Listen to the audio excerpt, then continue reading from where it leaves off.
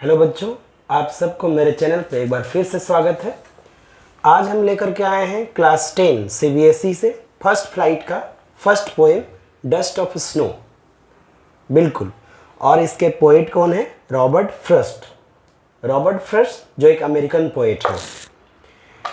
ये पोएम देखने में बहुत छोटा है बट इसका बहुत बड़ा मीनिंग है, बहुत डेप्थ मीनिंग है इसका। जब हम इस बात को समझेंगे तब लगेगा कि अरे वाह, ये तो इतनी छोटी सी पोएम थी बट मेरे बहुत काम का है।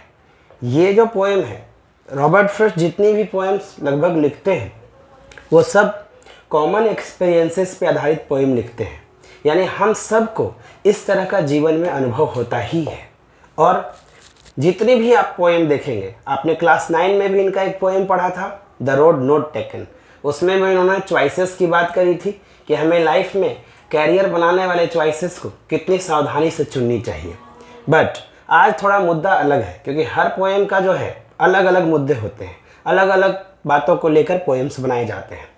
तो आज जो डस्ट ऑफ स्नो है इसको हम बहुत भली भांति समझेंगे, जैसा कि हम पोएम पहले ही लिख चुके हैं, और ताकि आपको कोई असुविधा ना हो, है ना। डस्ट ऑफ स्नो को समझने से पहले इसका हम बैकग्राउंड समझेंगे, यानी ये पोएम किस बात पे बेस्ड है।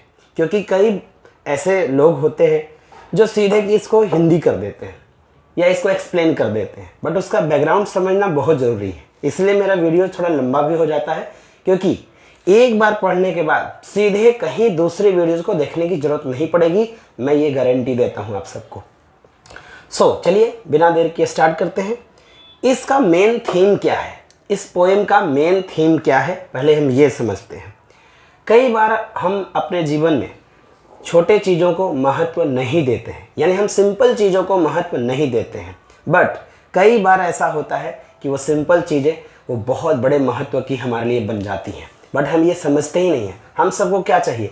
बहुत बड़ा गाड़ी चाहिए, बहुत बड़े बंगले चाहिए, बहुत बड़ा पद और प्रतिष्ठा चाहिए, बहुत बड़ा रेस्पेक्ट चाहिए।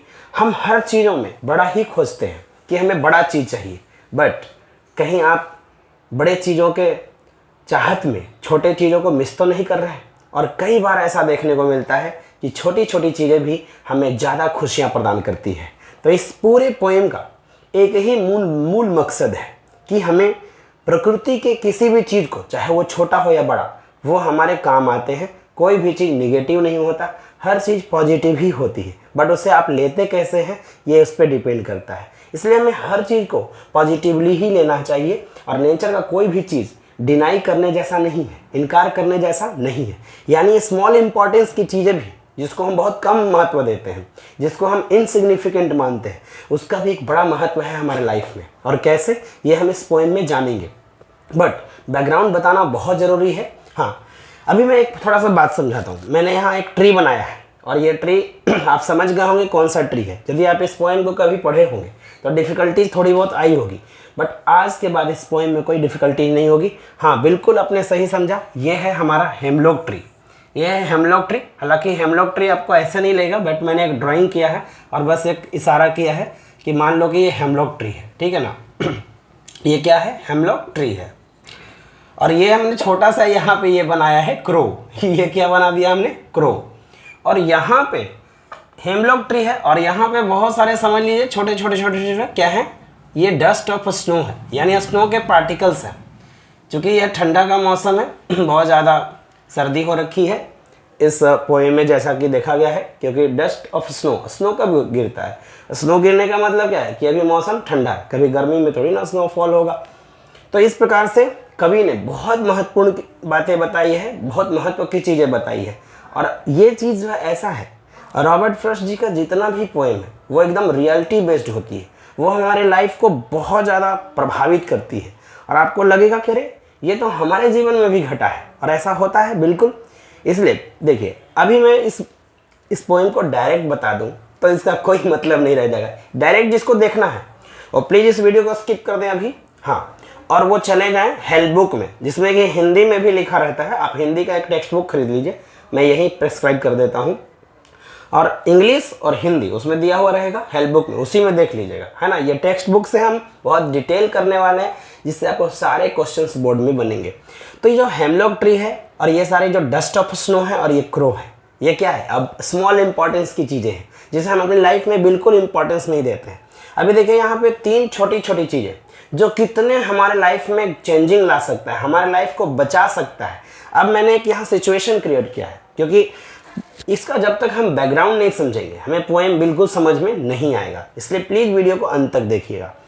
ये हैं, पहचान रहे इन साहब को? ये साहब हैं रॉबर्ट फ्रॉस्ट। कौन है? रॉबर्ट फ्रॉस्ट है। ये मैं इधर लिख देता हूँ ताकि आपको सुविधा हो। ये रॉबर्ट फ्रॉस्ट साहब हैं, उसमें आप भी हो सकते हैं।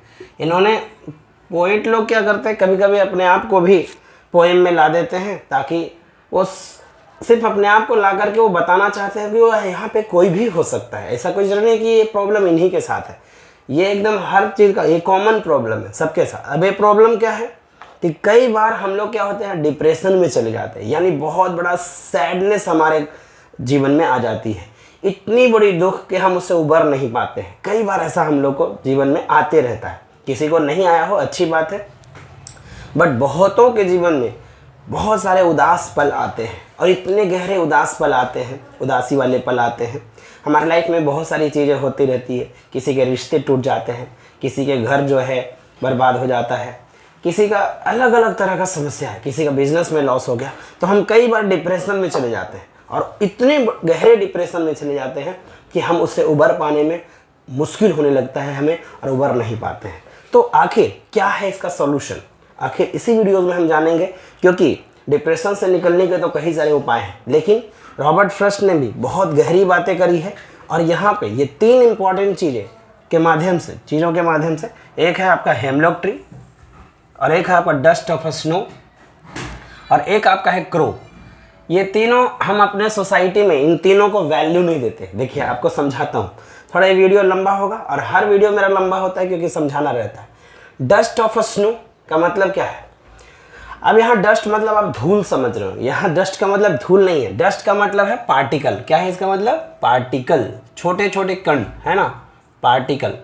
तो आप डस्ट का मतलब यहाँ धूल नहीं समझेंगे, फाइन पार्टिकल्स भी आप कह सकते हैं, एकदम महीन सा पार्टिकल्स, है ना। या आप पार्टिकल भी सीधे कहें या फाइन पार्टिकल कहें, कोई दिक्कत नहीं। तो ये देखिए, पोएम इतना आसानी से समझ नहीं आता, क्योंकि पोएम को कंपोज करने में कई महीने लग जाते हैं, कभी कभी कई दिन लग जाते हैं, कभी कभी बहुत टाइम लग जाते हैं, तब जाकर के एक सुंदर सा पोएम बन पाता है। पोएम को लिखा नहीं जाता, इसे कंपोज किया जाता है, इसे सजाया जाता है।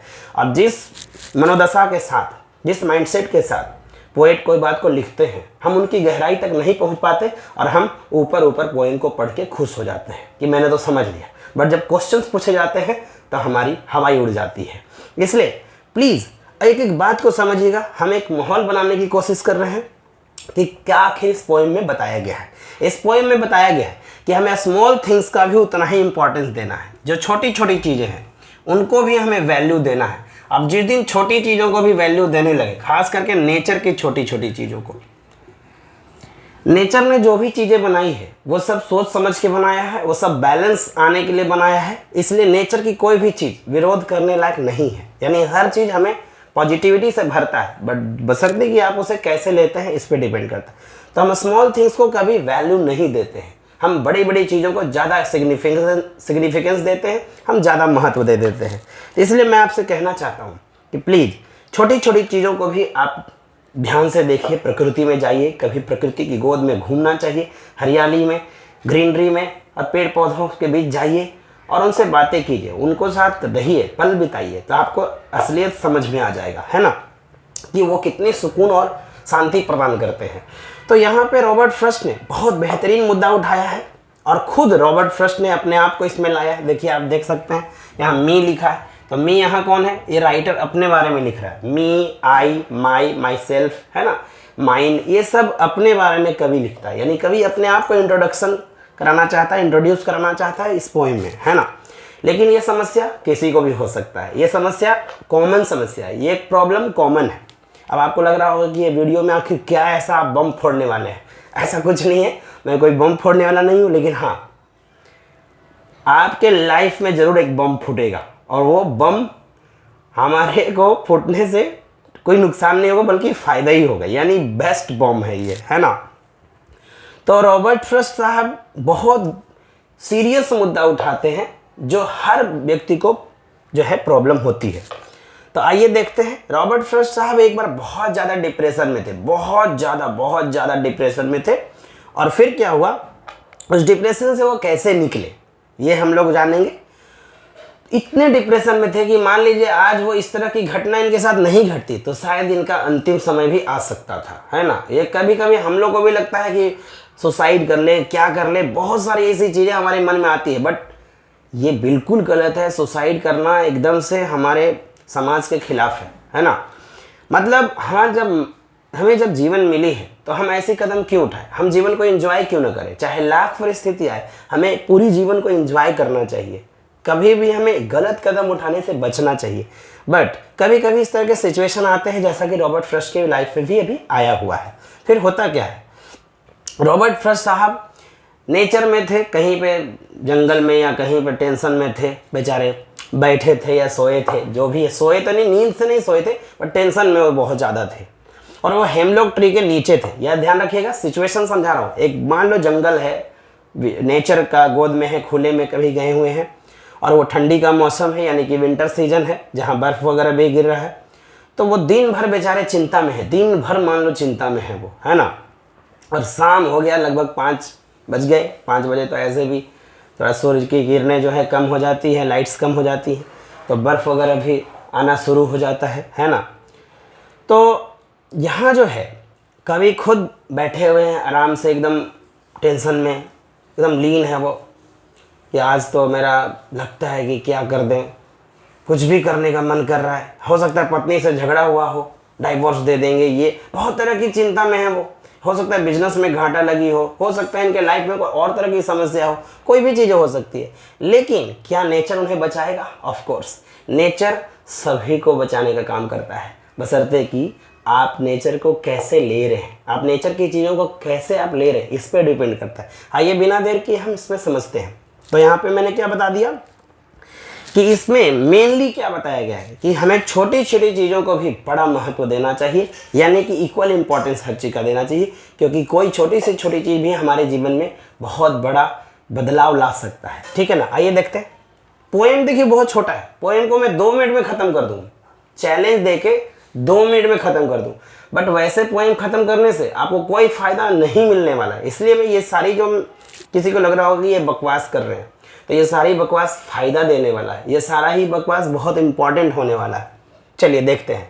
यानी सिचुएशन क्या है, रॉबर्ट फ्रॉस्ट एक हेमलॉक ट्री के नीचे बैठे हैं या सोए हैं, बट नींद से नहीं, बहुत डिप्रेशन में है, बहुत गहरी उदासी में है।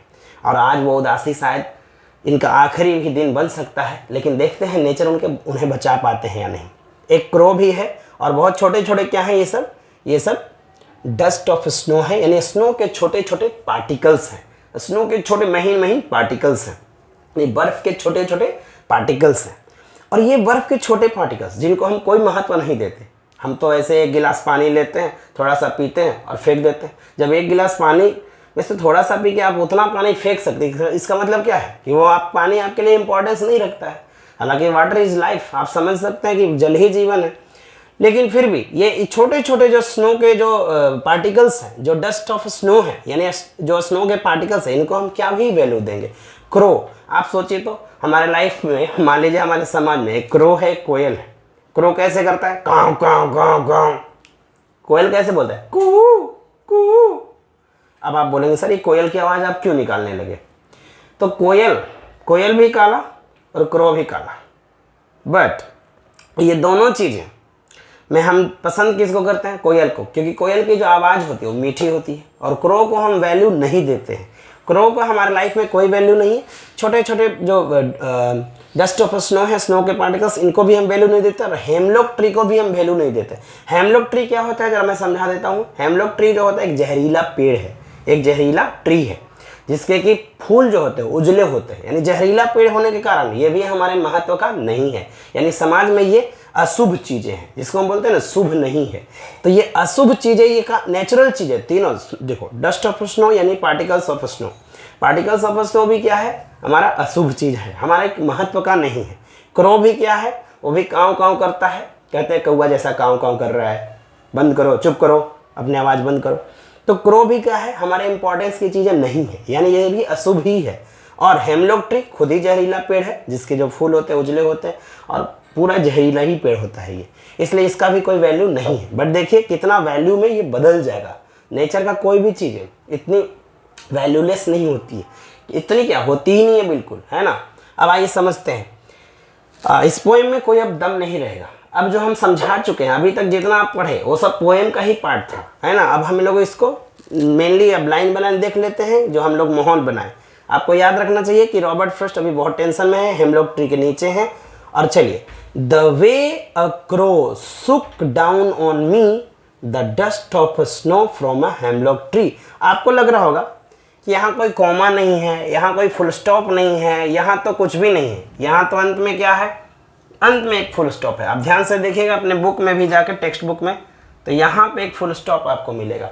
जब यहाँ पे एक फुल स्टॉप मिलेगा तो फिर क्या होगा, ये एक ही लाइन बन गया, यानी कि यहाँ पे कोई कॉमा नहीं है, यहाँ से यहाँ एक लाइन है। हम लोग क्या करते हैं, पोएम को समझने के लिए एक लाइन पकड़ते हैं और इसी का हिंदी करते हैं। नहीं नहीं नहीं, ऐसा बिल्कुल नहीं है। पोएम वैसे नहीं पढ़ी जाती है। पोएम मैंने क्या बोला, कंपोज किया जाता है। पोएम को कंपोज किया जाता है, एक एक बात को कहाँ प्लेस करना है, वर्ड को, ये सब ध्यान रखा जाता है।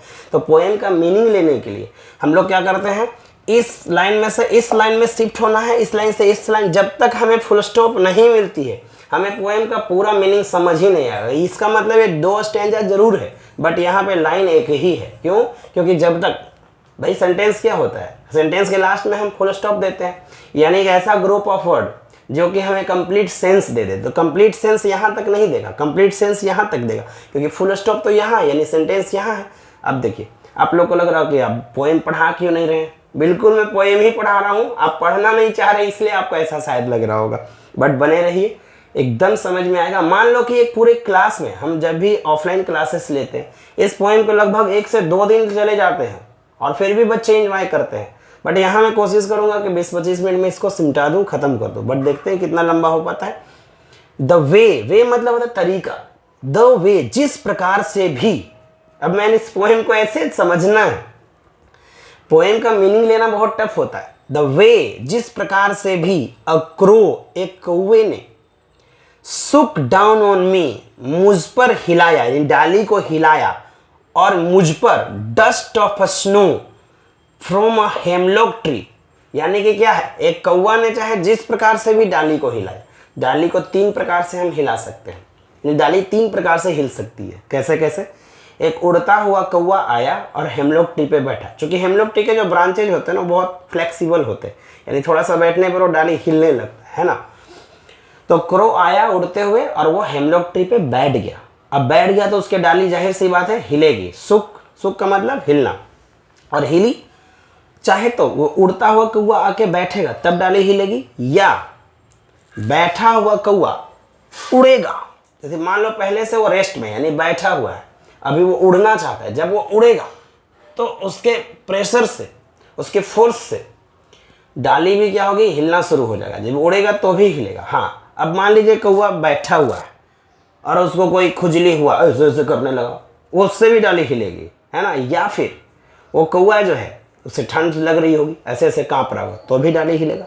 यानी डाली किसी तरह से भी हिला हो। द वे, जिस प्रकार से भी, अ क्रो, किसी एक कौवे ने, सुक down on me the dust of snow from a hemlock tree, hemlock tree पे कौवा जिस प्रकार से भी आकर बैठा और डाली को हिलाया और मुझ पर गिरा। क्या गिरा भाई? डस्ट ऑफ स्नो, यानी स्नो के एक पार्टिकल्स गिरा। और मैं काची में था, एकदम टेंशन में था, एकदम लगा कि आज तो मेरा अंतिम समय है, आज तो मेरी जान चली ही जाएगी, चाहे जो भी हो जाए, इतनी ही टेंशन में थे वो। बट जैसे ही डस्ट ऑफ स्नो उनके चेहरे पे गिरा, उनके फेस पे गिरा, मुझ पर लिखा है ना, मुझ पर, जैसे ही क्रो ने डस्ट ऑफ स्नो यानी स्नो के पार्टिकल्स को हेमलॉक ट्री से मुझ पे गिराया, वैसे ही उस, देखो अब यहाँ पे देख सकते हैं आप, हैज, ये हैज किसके लिए है? आपको समझ नहीं आएगा ये हैज किसके लिए है। यहाँ एक ही लाइन है, ये आप तो समझ नहीं पा रहे हैं, बट देखिए मैं बताता हूँ ये हैज किसके लिए है। अब देखिए यहाँ पे मैं कभी ग्रामर में बताता हूँ, यहाँ ग्रामर नहीं समझा रहा हूँ, मैं पॉइंट समझा रहा हूँ कि ये हैज आपको मीनिंग कैसे समझ में आएगा। जब ग्रामेटिकल चीज़ भी आपसे नहीं समझ पाएंगे तो कैसे इसलिए समझिए। देखिए फ्रॉम एक प्रीपोजिशन है, बात समझिएगा। प्रीपोजिशन के बाद क्या आता है? ऑब्जेक्ट। तो ये ऑब्जेक्ट हो गया, यानी हैज तो वर्ब है, तो वर्ब के लिए तो सब्जेक्ट आना चाहिए। अब देखिए यहाँ ऑफ, ऑफ क्या है? प्रीपोजिशन, और प्रीपोजिशन के बाद क्या हो गया यहाँ पे? स्नो, यानी ये हो गया ऑब्जेक्ट। हर प्रीपोजिशन के बाद ऑब्जेक्ट आता है और वर्ब के बाद भी ऑब्जेक्ट आता है, इसलिए दो ही जगह पे ऑब्जेक्ट आता है। मैं कभी सब्जेक्ट वर्ब एग्रीमेंट में इस चीज को पूरे डिटेल में बताऊंगा। प्रीपोजिशन प्लस ऑब्जेक्ट, यानी ये हो गया ऑब्जेक्ट, यानी ये सब्जेक्ट है नहीं। ऑफ हो गया प्रीपोजिशन, ये हो गया ऑब्जेक्ट, ये सब्जेक्ट है नहीं। तो सब्जेक्ट हुआ कौन? डस्ट। और किसका डस्ट? तो स्नो का। स्नो का जो पार्टिकल्स है जो मुझ पे गिरा, किसकी वजह से? क्रो की वजह से, क्रो के मूवमेंट की वजह से। क्रो चाहे आके बैठा होगा या बैठा हुआ क्रो उड़ा होगा या फिर उसे ठंड लग रही हो तो कांप रहा होगा, चाहे जैसे भी डस्ट ऑफ स्नो मुझ पे गिरा। किससे गिरा? हेमलॉक ट्री से। क्या गिरा? Dust of snow. किसने गिराया? क्रो ने। और ये तीनों चीजें नेचुरल है और स्मॉल इंपॉर्टेंस की है। अब ध्यान से देख सकते हैं, यहाँ एक लाइफ दांव पे लगा हुआ है, यहाँ उनका जीवन पूरी तरह से तबाह हो रखा है और वो खुले में है, नेचर में है। अब देखिए नेचर उन्हें किस प्रकार से बचाता है। यानी हम भी यदि छोटी छोटी चीज़ों पे ध्यान दें और बड़ी चीज़ों को हम इग्नोर करें और छोटी चीज़ों पे हम यदि अपना ध्यान लगाएं तो हमारा भी जो है कुछ अच्छा हो सकता है हमारी लाइफ में, है ना। तो हेमलॉक ट्री से क्या गिरा? Dust of snow. और इन डस्ट ऑफ स्नो ने, क्योंकि डस्ट ऑफ स्नो ही यहाँ पे असली सब्जेक्ट है, क्योंकि ये तो सब्जेक्ट हुआ नहीं, ये तो प्रीपोजिशन के बाद ऑब्जेक्ट, प्रीपोजिशन के बाद ऑब्जेक्ट। तो जो स्नो का जो पार्टिकल्स है, हैज गिवन, उसने दिया। क्या कर दिया? क्या दिया? माई हार्ट, मेरे दिल को दिया। अ चेंज ऑफ मूड, मेरे दिल के मूड को चेंज कर दिया। किसने? डस्ट ऑफ स्नो ने, यानी स्नो के पार्टिकल्स ने क्या कर दिया? चेंज कर दिया। किसको? मूड को। यानी हमारा जो हार्ट का जो मूड है उसको क्या कर दिया? चेंज कर दिया। यानी कि देखो हार्ट का भी एक मूड होता है। देखो एक होता है कुछ बातें दिमाग पे जाती है, दिमाग में गई हुई बातें उड़ जाएगा, क्योंकि दिमाग में हमेशा बहुत सारी बातें दिन भर में आती रहती है। तो दिमाग वाली बातें, एक दूसरी बात आए तो पहला वाला बात उड़ जाएगा। लेकिन जिस बात को आपने दिल पे ले रखा है, जिस बात को आप दिल के मूड, दिल का भी मूड होता है, दिल का मस्तिष्क, आपको लगेगा कि ये सब क्या बातें हुई दिल का मस्तिष्क, ये कौन सा बायो में तो हमने इसे पढ़ा नहीं है, बट ये बायो नहीं, ये लिटरेचर है। जो दिल का जो मूड है ना वो भी होता है। कहते हैं आज मूड नहीं, आज दिल नहीं कर रहा है, आज दिल नहीं करना मतलब क्या? दिल में वैसा कोई मिजाज नहीं बन रहा है कि हाँ ये करना है वो करना है, दिल से कोई काम नहीं हो पा रहा है। तो इनका दिल का मूड जो कैसा था, एकदम सैड मूड था, वो चेंज हो गया। Has given my heart a change of mood, मेरे दिल का मूड को चेंज कर दिया। किसने? डस्ट ऑफ स्नो ने। क्या सिर्फ डस्ट ऑफ स्नो ने किया? क्या डस्ट ऑफ स्नो पहले से इस पेड़ पे नहीं थे? बट डस्ट ऑफ स्नो तो थे ही, क्रो के आने की वजह से। क्रो जो उस डाली पे बैठा है, हेमलॉक ट्री की डाली पे, तो उस डस्ट ऑफ स्नो वो जो इनके चेहरे पे गिरा अचानक से। मान लो आपके ऐसा टेंशन में है, कोई आके आदमी ऐसे कर, अरे भाई ऐसे क्यों करता है, डर गए थे हम, कह देंगे मम्मी को हम तुम्हारे, ऐसे परेशान करते रहता है हमें। तो इस प्रकार से क्या है, हम डर से जाते, कहीं पे हम खोए हुए हैं ख्यालों में, बहुत गहरे ख्यालों में खोए हुए हैं, और कोई आकर के हमें ऐसे कर दे, अचानक से हम डर से जाते हैं, है ना।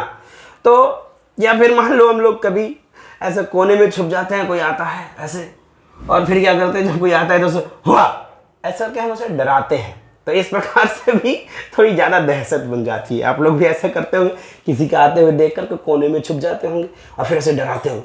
तो अचानक हम किसी दूसरे ख्यालों में हैं और अचानक से कोई दूसरा डिस्टर्ब कर देता है, तो हमारा दिमाग थोड़ा सा खुल से जाता है, एकदम से चौंक जाते हैं हम सब, है ना। तो यही चीज़ यहाँ भी हो रहा है। रॉबर्ट फ्रॉस्ट जो है किसी दूसरे ख्यालों में खोए हुए थे। रॉबर्ट फ्रॉस्ट बहुत गहरे ख्यालों में खोए हुए थे, और जैसे ही डस्ट ऑफ स्नो उनके चेहरे पे आके गिरता है उस क्रो की वजह से, और हेमलॉक ट्री देखो आज वो खुले में होता है, आज पेड़ के नीचे नहीं होते, तो आज क्या होता, आज वो बहुत गहरे टेंशन में होते, और हो सकता है उनका आखिरी समय भी हो सकता था। मतलब ऐसा अनुमान है ना, बट ये कंफर्म नहीं मैं कह रहा हूँ, बट ऐसा हो सकता है। कई बार लाइफ में इस तरह की चीज़ें होती है जो हम बहुत टेंशन ले लेते हैं और हमारा ब्रेन हेमरेज कर गया, कुछ भी हो गया, बहुत गलत कदम उठा लिए, है ना, थोड़ा मस्तिष्क पे चढ़ गया, पागलपंती हो गया, पागल हो गए। तो इस प्रकार से इस डस्ट ऑफ स्नो ने मुझे अभी की एक ही लाइन मानना है, इसको 2 स्टेंजा जरूर है बच्चों, बट इसको मानना एक ही लाइन है। देखो यहाँ से मैंने यहाँ इसको कनेक्ट किया क्योंकि कनेक्शन है, ऐसा नहीं कह सकते कि कनेक्शन नहीं है। तो उसने दिल के मूड को चेंज कर दिया, यानी कि पूरी तरह से जो मेरा दिल बहुत सैडनेस से भरा था, दुख से भरा हुआ था, एकदम डिप्रेशन में थे, वो चेंज हो गए। एंड सेव्ड और बच गया। क्या बच गया भाई? Some part of a day. देख पार्ट तक लोग को रुकना नहीं है, अगले स्टेज अगले लाइन में शिफ्ट करना है, तब जाके आपको मीनिंग जो है क्लियर होगा। एंड सेव्ड और बच गया। क्या बच गया? Some part of a day. दिन का कोई एक दिन था, उस दिन का कुछ हिस्सा बच गया। दिन का जो और पार्ट जो हम किस चीज के लिए बच गया, क्यों बच गया, क्या बचने से क्या तात्पर्य है? I had rued. देखो एक मीनिंग होता है रू मतलब होता है पछताना, और इसी में लग गया डी, चूंकि हैड आया तो V3 आएगा ना, वर्ब का थर्ड फॉर्म, तो यहां पे लग गया रूड। रूड का मतलब पछताना। आपके बुक में भी दे रखा है, आप देख लीजिएगा। तो बुक में तो इसको दिया ही है, बट मैं समझा रहा हूं, है ना, कि जो मैं पछताने में बिताता। आपको लग रहा होगा कि सर इतना तो बड़ी देर से बोल रहे, कहीं ऐसा कोई डिप्रेशन वाली बात ही नहीं लिखी, आप डिप्रेशन क्यों कर रहे थे? यही वर्ड है जो मैं पहले से पढ़ रखा था, तो इसको मैं समझा रहा हूं, ठीक है। आई हैड रूड, जो मैं पछताता, जो मैं पछता रहा था उतने समय से, और आगे भी मैं पछताने का काम करता, आगे भी मैं बहुत गहरी उदासी में रहता, पछताते रहता, किसी बात के लिए रिग्रेट करते रहता। वो जो हमारा जो रिग्रेट करना का जो काम है, रिग्रेट करने का जो काम, वो अब समाप्त हो गया। और दिन का कुछ हिस्सा बच गया। किस चीज से बच गया? आई हैड रूड, जो मैं पछताता, यानी जो मैं पछताने का भी काम करते रहता, वो मेरा दिन का हिस्सा बच गया। इसका मतलब क्या हुआ? ये बचाया किसने? ये बचाया तीन चीजों ने, जो हमारे महत्व के चीजें नहीं है, जिनको हम इंपॉर्टेंस नहीं देते। कई बार हमारे लाइफ में छोटी छोटी चीजें बहुत महत्व की बन जाती हैं। इसलिए प्यारे बच्चों, मैं आपसे कहना चाहूँगा कि आप प्रकृति के हर चीज़ों को यस कहो, यानी हर चीज़ों को आप अपनाओ, अडॉप्ट करो। यानी प्रकृति हमेशा हमारे लाइफ को बचाने का काम करती है। प्रकृति क्या करती है? हमारे जो है हर चीज़ हमें प्रदान करती है, प्रोवाइड करती है। इसका मतलब क्या है? कि वो हमें बचाना चाहती है, वो हमारी जान लेना नहीं चाहती। बट फिर भी हम प्रकृति को गंदा करते हैं, प्रकृति को हम अभी बहुत ज़्यादा इस पर पॉल्यूशन फैला रहे हैं। तो ये सब चीज़ों से हमें बचाना है, क्योंकि ये हमें बहुत कुछ देते हैं, है ना, नेचर हमें बहुत कुछ देते हैं।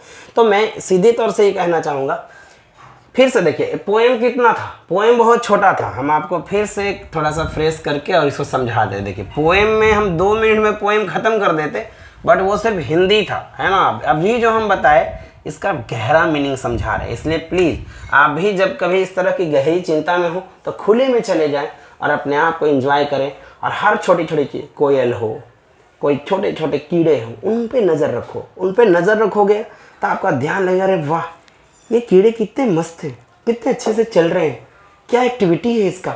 हर छोटी छोटी चीज़, पत्तों को देखो, कितनी तरीके के पत्ते हैं, कितने तरह के लीव्स हैं, कितनी तरह के वैरायटीज़ ऑफ यहाँ पे एनिमल्स दिख रहे हैं, वैरायटीज़ ऑफ प्लांट्स दिख रहे हैं। उन चीज़ों को एंजॉय करो। कितनी ठंडी ठंडी हवा चल रही है, वो सब चीज़ों को एंजॉय करोगे ना, तो आपका जो ध्यान है ना, वो आपके टेंशन से दूर हो जाएगा और आप बेहतर फील करोगे। इसलिए बच्चों मैं इसका हिंदी कर देता हूँ लाइन बाय लाइन, जो आप समझ रहे होंगे कि ये इतनी बड़ी चीज़ को, इतनी छोटी चीज़ को इतना बड़ा क्यों बना दिया, है ना। द वे, जिस प्रकार से एक क्रो ने सुख हिलाया डाउन ऑन मी, और मुझ पे नीचे आके गिरा। क्या भाई? डस्ट ऑफ स्नो मुझ पे आके गिरा, उस कौवे के आके बैठने से, या उस कौवे के उड़ने की वजह से, उड़ने की वजह से या बैठने की वजह से, जो डस्ट ऑफ स्नो मुझ पे गिरा। कहाँ से भाई? फ्रॉम अ हेमलॉक ट्री, एक हेमलॉक ट्री से आके मुझ पे वो गिरा, हेमलॉक ट्री से आके मुझ पे गिरा। एंड उस डस्ट ऑफ स्नो ने has given my heart a change of mood, has given my heart a change of mood, मेरे दिल के मूड को कंप्लीटली चेंज कर दिया। एंड सेव्ड, और बचा लिया, some part of a day, और दिन का कुछ हिस्सा बचा लिया। यानी कि प्रकृति की हर चीज़ें हमारी लाइफ को बचाती है। इसलिए बच्चों मैं आप लोग कहना चाहता हूँ, प्रकृति को अपनाओ। प्रकृति सबसे बड़ी चीज़ है जो हमें बनाया भी है और आगे भी हमारा ख्याल रखेगा। इसलिए प्लीज़ इसको आप एक स्क्रीनशॉट कर सकते हैं इन चीज़ों को बाद में समझने के लिए, या फिर आप इन बातों को समझ भी गए होंगे। तो मैं अभी इस वीडियो में बने रहिएगा, क्योंकि मैं इसका बहुत इंपॉर्टेंट चीज़ करने वाला हूँ। थोड़ी देर में मैं इसका फिगर ऑफ स्पीच बताने वाला हूँ। यहाँ बगल में ही मैं सारा फिगर ऑफ स्पीच बताऊँगा, थोड़ा सा आप वेट कर लीजिए। बस यूँ गया और यूँ आया, बस बने रहिए इस वीडियो में, है ना। ठीक है। हाँ तो बच्चों हम इसका जो पोएम का फिगर ऑफ स्पीच है, कुछ लोग के लिए नई बात लग रही होगी कि ये फिगर ऑफ स्पीच क्या है। देखिए, फिगर ऑफ स्पीच का मतलब होता है, ये देखो बहुत इंपॉर्टेंट चीज़ है, ये थोड़ा पोएम से हटके है और पोएम से रिलेटेड भी है। पोएम से हटके कहने का क्या मतलब हुआ कि आगे की पोएम्स में भी ये सारी चीज़ें काम आएगी और इस पोएम में तो ये सब चीज़ें हैं ही। बोले ये सब चीज़ क्या है सर? फिगर ऑफ स्पीच वैसा कोई वर्ड या ग्रुप ऑफ वर्ड होता है पोएम में जो लिटरेचर के प्रभाव को और बढ़ा देता है, यानी लिटरेचर को आप खूबसूरत बनाता है। जैसे दुल्हन क्या करती है, मेकअप वगैरह करती है तो उसकी खूबसूरती और बढ़ जाती है। एक सामान्य सी लड़की और एक दुल्हन में क्या फ़र्क है? सजावट का फ़र्क है। तो यही चीज़ है, एक हम लोग लिखें और एक कवि लिखते हैं या लेखक लिखते हैं, तो उनमें क्या अंतर होता है? यही अंतर होता है कि हम सब क्या करते हैं, इसकी खूबसूरती को समझते नहीं हैं। तो कुछ ऐसे फिगर ऑफ स्पीच यानी कि ऐसे कुछ लिटरेचर में इफ़ेक्ट ज़्यादा लाने के लिए कुछ हम ऐसी बातों को इस्तेमाल करते हैं जिससे लिटरेचर का प्रभाव और बढ़ जाए, उसी को कहते हैं फिगर ऑफ स्पीच, जो लिटरेचर के को और खूबसूरत बना दे, लिटरेचर के मीनिंग को और डेप्थ कर दे और ये लिटरेचर को बहुत ज़्यादा मीनिंगफुल बनाता है ना। तो ये सारी चीज़ें अब हम राइमिंग स्कीम समझेंगे। देखिए, राइमिंग स्कीम समझने के लिए सबसे इंपॉर्टेंट चीज़ क्या है? राइमिंग स्कीम पे हम अभी चर्चा कर रहे हैं। अब राइमिंग स्कीम होता क्या है? देखिए, आप लोग पहले बचपन में भी पढ़े होंगे, twinkle twinkle little star how I wonder what you are. तो स्टार और आर जो अंत में जो वर्ड होते हैं उसका जो साउंड होता है लास्ट का, वो जो आता है वो इसी को हम राइमिंग स्कीम कहते हैं। इससे हमारे पोएम में और ज़्यादा प्रभाव बढ़ जाता है। तो सबसे पहले राइमिंग स्कीम लेने के लिए क्या करेंगे, हम लोग लास्ट वाले वर्ड को चुनेंगे। लास्ट वाले वर्ड को चुन लिए हर लाइन से ले लिए और स्टेंजा वाइज होता है। इसमें किसमें होता है? Stanza wise. मान लीजिए सेकंड स्टेंजा है तो ये सेकंड स्टेंजा में ले लिए हम लोग ऐसे। तो किसी एक स्टेंजा को आप चुन लीजिए, चाहे फर्स्ट को चुनिए सेकंड को चुनिए, है ना, वो अलग अलग चीज़ें। आपको मान लो एक स्टेंजा दे देगा तो आपको इस हिसाब से फिर मतलब लास्ट वर्ड को चुनना होगा। तो लास्ट वर्ड में आप क्या देख रहे हैं? देखिए आप ध्यान से, आप देख रहे होंगे यहाँ पे क्रो, लास्ट वर्ड में आप मी देख रहे होंगे, लास्ट में आपने स्नो देखा होगा, लास्ट में आपने ट्री देखा। तो आपको फिर राइमिंग स्कीम समझना बहुत आसान है। अभी हम हर वीडियोज में इस तरह की बातें करेंगे। क्रो के अंत में क्या आ रहा है? ओ, क्रो क्रो। मी में क्या आ रहा है? ई। स्नो में क्या आ रहा है? ओ, स्नो। और ट्री में क्या आ रहा है? ट्री। इस प्रकार से ये लास्ट वर्ड देखना। देखिए यहाँ पे ओ आ गया, यहाँ पे भी ओ आया, यानी कि जो यहाँ दोनों रिपीट कर गए, क्रो स्नो, ये रिपीट कर रहा है साउंड लास्ट का, इसको ए मान लो। और यहाँ पे रिपीट कौन कर रहा है? ए, इसलिए यहाँ भी इसको ए मान लो। और स्नो और क्रो रिपीट कर रहा है लास्ट वर्ड, ओ आ रहा है इसलिए ए मान लो। और ये अलग हो गया, नहीं से ई और ई ये दोनों अलग हो गया, इसलिए ए माने थे, इस बार बी मान लो। आप कुछ भी मान सकते हो बट हमने ऐसे समझाया, ऐसे ही राइमिंग स्कीम डेवलप होती है। और ट्री में ई आया तो इसको क्या मान लो? इसको भी आपने बी मान लो, क्योंकि ई यहाँ पे बी जब माने हैं तो इस ई को भी क्या मानोगे? आप बी मानोगे, है ना। तो इस प्रकार से आपको इस बात का ध्यान रखना है, चाहे जैसा भी हो। जैसे ट्री और मी दोनों में आपको राइमिंग कर रहा है, राइमिंग यानी लास्ट वर्ड आपको साउंड इक्वल दे रहा है। तो इस प्रकार से इसका राइमिंग स्कीम देखो कैसे हो गया। ए, क्योंकि क्रो में ओ आया तो ए, और फिर मी में भी ई आया तो मी में ई आया तो बी। ध्यान से समझिएगा, फिर से समझा देता हूँ। देखो, क्रो में ओ आया, इसको ए मान लो। और कहाँ ओ आया? यहाँ आया तो इसको भी ए मान लो। अब ये अलग आ गया, इसको बी मान लो। अब कुछ और अलग आता तो सी भी मानते, है ना, डी भी मानते, अलग अलग आता तो अब यहाँ भी ई आया, यहाँ भी ई, यानी सेम आ गया तो बी। अब इसको लाइन में लिख दो, क्या हो जाएगा इसमें?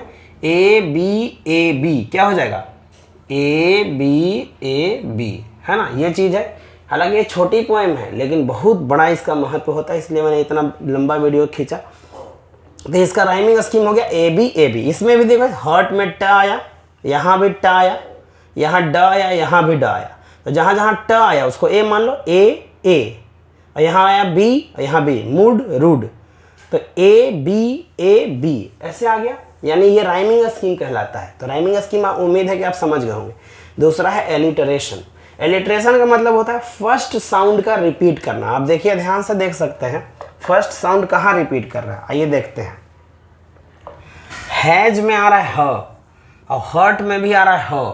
तो जब शुरुआती का साउंड रिपीट करता है तो उसको क्या बोलते हैं? एलिटरेशन। शुरुआत हर्ट, हैज में ह आया, हर्ट में ह आया, ह का रिपीटेशन हो रहा है, इसे एलिटरेशन कहते हैं। अब आप बाकी जगह पे ढूंढिए, जैसे सेव्ड में स आया और सम में भी स, तो ये भी स और ये भी स। जब स शुरू वाला रिपीटेशन हो रहा है तो इसको कहेंगे एलिट्रेशन। क्लियर? आप इसको नोट भी कर सकते हैं, जब शुरुआती साउंड रिपीट करता है, एकदम शुरू वाला लेटर रिपीट कर रहा है तो उसे क्या कहते हैं? एलिट्रेशन। अब है इंजैममेंट। इंजैममेंट क्या होता है? इंजैममेंट का मतलब होता है बिना किसी पंक्चुएशन मार्क के एक लाइन से दूसरे लाइन, दूसरे से तीसरे लाइन में शिफ्ट होना, और बीच में कोई कॉमा, फुल स्टॉप, कोई चिन्ह आए ही ना, क्वेश्चन मार्क, कोई तरह का चिन्ह जब ना आता हो और एक लाइन से दूसरे लाइन में हम शिफ्ट करते जाते हो तो उसे कहते हैं इंजैममेंट। तो इसमें इंजैममेंट भी है, आप देख सकते हैं सिर्फ इसके लास्ट में फुल स्टॉप है। इसका मतलब है कहीं यहाँ पे और चिन्ह का प्रयोग नहीं किया गया और पंक्चुएशन मार्क का प्रयोग नहीं किया गया। और जब किसी भी स्टेंजा में एक से दूसरे लाइन में शिफ्ट करने के बाद, तीसरे लाइन में शिफ्ट करने के बाद यदि आपको कोई कॉमा या फुल स्टॉप या कोई तरह का चिन्ह नहीं आता है तो उसे क्या कहते हैं? एलिटरेशन कहते हैं। क्या कहते हैं? एलिटरेशन। सॉरी, एक्सट्रीमली सॉरी, उसको कहते हैं इंजैममेंट। मेरे को एलिटरेशन ही याद आ गया था इसलिए मैं बोल दिया। नहीं, फिर से मैं बोल देता हूँ उस चीज़ को। जब कोई भी एक लाइन से दूसरे और दूसरे लाइन से तीसरे लाइन में ऐसे शिफ्ट हो रहा है, यानी कि लाइन दूसरा में चला गया बट उस लाइन में कोई comma, full stop, semi colon ऐसा कुछ भी नहीं आया, क्वेश्चन मार्क, कोटेशन मार्क कुछ भी ऐसा नहीं आया, कोई चिन्ह नहीं आया, तो उस फिगर ऑफ स्पीच को हम इंजैममेंट कहते हैं। तो इसमें भी यहाँ पे लास्ट में सिर्फ आ रहा है फुल स्टॉप, यानी इधर कहीं नहीं आया है, कोई चिन्ह नहीं आया, तो इसको क्या कहेंगे? इंजैममेंट कहेंगे। क्लियर? इसे क्या कहेंगे? इंजैममेंट। मेटाफोर। मेटाफोर को मतलब direct comparison. Direct comparison. Direct comparison मतलब जैसे शिवाजी युद्ध के मैदान में शेर थे, यानी शेर वो थोड़ी ना थे, शेर के जैसा थे या शेर के जैसे वो जो है लड़ाई करते थे, बट उनको हम शेर ही बोल दिए। तो डायरेक्ट यदि कंपैरिजन कर दे रहे हैं तो उसको मेटाफोर कहते हैं। अब देखिए डस्ट। डस्ट का मतलब होता है धूल, लेकिन यहाँ डस्ट को हम किसको डस्ट कह रहे हैं? स्नोफ्लेक्स को। स्नोफ्लेक्स को यानी बर्फ के टुकड़े को, बर्फ के छोटे टुकड़े को। तो बर्फ का टुकड़ा नहीं कह के हम डस्ट कह रहे हैं, तो हम इसे कंपैरिजन दूसरे वे में कर दे रहे हैं, यानी डायरेक्ट कंपैरिजन कर दे रहे हैं। यहाँ पे लिखना चाहिए स्नोफ्लेक्स या लिखना चाहिए स्नो पार्टिकल्स, बट यहाँ पे डस्ट लिख रहा है ना, तो हम स्नोफ्लेक्स को ही यहाँ डस्ट कह रहे हैं, इसलिए हम इसे क्या कह सकते हैं? मेटाफोर। मेटाफोर मतलब डायरेक्ट कंपैरिजन। एक दो और समझ लीजिए, जैसे कहते हैं कि जो कैमल होता है ना वो शिप ऑफ डेजर्ट होता है, यदि डेजर्ट का वो शिप होता है, जहाज होता है, तो कैमल को हम शिप ऑफ डेजर्ट कह रहे हैं, इसका मतलब डायरेक्ट कंपैरिजन कर रहे हैं। और जब हम डायरेक्ट कंपैरिजन करते हैं किसी चीज़ को तो उसको कहते हैं मेटाफोर। यानी यहाँ डस्ट किसको कहा गया है? यहाँ देखिए डस्ट ऑफ स्नो, यानी डस्ट कहा गया है स्नोफ्लेक्स को, यानी स्नो के टुकड़े को। और स्नो का टुकड़ा ना कह के सीधे क्या कह रहा है? डस्ट कह रहा है, इसलिए इसको मेटाफोर कहेंगे। यानी कि कोई चीज़ को डायरेक्ट किसी दूसरे चीज़ से सीधे जो है कंपेयर कर देना, यानी उनके स्थान पे कोई दूसरा चीज़ रख देना। तो डस्ट ऑफ स्नो, डस्ट किसको कह रहा है? स्नोफ्लेक्स को, इसलिए यहाँ डस्ट क्या हो गया? आपको स्नोफ्लेक्स ना लिख के डस्ट लिख रहा है, इसलिए यहाँ पे हम इसको मेटाफोर कहेंगे। एजोनेंस क्या होता है? वोवेल साउंड का रिपीटेशन करना, वो भी बीच में। अब यहाँ पे आप देख सकते हैं सुक, डाउन, ऑन, यहाँ वोवेल साउंड आ रहा है, देखो O double O. Vowel sound जब रिपीट करता है, जब वोवेल साउंड का रिपीटेशन होता है तब हम उसे क्या कहते हैं?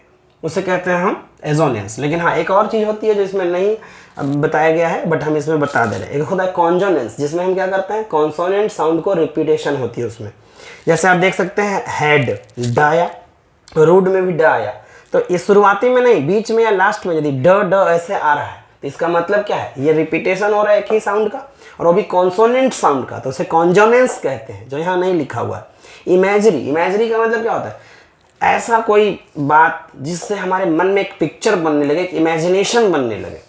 इमेजरी कई प्रकार के ऐसे होते हैं, कोई होता है देख कर इमेजिनेशन होगा, कोई सुन कर, कोई सूंघ कर, कोई चख कर, अलग अलग तरीके से, कोई टच करके, अलग अलग तरीके से इमेजिनेशन होता है। तो यहाँ देख कर, जैसे एक क्रो है जो पेड़ पर बैठा है, अब वो डाली को हिलाया, मुझ पे गिरा, इस तरीके से जितनी भी चीज़ें हैं, ये सब क्या बता रहा है? ये सब बता रहा है कि इमेजिनेशन हो रहा है हमारे मन में कि हाँ एक क्रो है तो क्रो का इमेज हमारे मन में बनेगा। फिर है कि हमारा क्या है कि एक ट्री था, हेमलॉक ट्री, और नीचे एक डिप्रेशन में एकदम से एक पोएट थे और एक डस्ट ऑफ स्नो उन पे गिरा। तो इस तरह की बातें सुन करके हमारे मन में एक इमेज बनने लगा, इसलिए इसको इमेजरी भी कहते हैं। एक होता है सिम्बोलिज्म। सिम्बोलिज्म मतलब कोई सिंबल, किसी चीज़ का प्रतीक। जैसे एक और पोएम है फायर एंड आइस, तो फायर किसका प्रतीक है? डिज़ायर का। और आइस किसका प्रतीक है? हेट का। तो इस प्रकार से जो हम एक सिंबल का यूज करते हैं किसी चीज के लिए किसी दूसरे चीज का यूज करना, जैसे हम सिंबोलिज्म भी कहते हैं। जैसे देखिए हेमलॉक ट्री, अब हम हेमलॉक ट्री लेते हैं या क्रो लेते हैं, ये सब क्या है? ये सब निगेटिव चीज बताता है, यानी ये सब हमारे जीवन के डिप्रेशन वगैरह को बताने के लिए इस तरह की नेगेटिव चीज़ों को लिया गया है। हेमलॉक ट्री हो गया, क्रो हो गया, ये सब क्या है? ये सब उदासी का चीज़ बताएगा, यानी कि सैडनेस की स्थिति बताएगा या डिप्रेशन की स्थिति को बताएगा। तो इस तरह की चीज़ें जो हम हेमलॉक ट्री हो गया या क्रो वगैरह हो गया, ये सब क्या है? ये सब नेगेटिव चीज़ों को बताने वाला है, यानी नेगेटिव चीज़ों को बताने के लिए ये सब चीज़ों का प्रयोग किया गया है, इसलिए इसे सिम्बोलिज्म भी कहते हैं। तो उम्मीद है ये सारी चीज़ आपको समझ में आ रही होगी। हाँ, अब यदि आपको समझ में आने में दिक्कत है तो प्लीज़ कमेंट करिए, फिर से हम कुछ और चीज़ें बताएंगे। हाँ, यदि मेरी वीडियो आपको पसंद आ रही होगी तो प्लीज़ इस वीडियो को आप लाइक करें, सब्सक्राइब करें, शेयर करें, कमेंट करें, और उम्मीद है कि ये सारी चीज़ आपको समझ में आई होंगी। तो फिर हम मिलते हैं अगली वीडियो में, तब तक के लिए थैंक यू।